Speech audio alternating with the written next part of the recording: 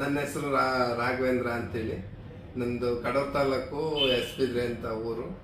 ಹಿಂಗೆ ನನಗೆ ಚೀಲ ಹೊರುವಾಗ ಭುಜಕ್ಕೆ ಏಟಾಗಿತ್ತು. ಅದು ಎಷ್ಟು ಆರ್ಥೋಪೆಡಿಕ್ ಹತ್ರ ಹಿಂಗೆಲ್ಲ ಚಿಕ್ಕಮಂಗ್ಳೂರು ಕಡೂರು ಎಲ್ಲ ತಿರುಗಿರೋ ವಾಸಿ ಆಗಿರಲಿಲ್ಲ.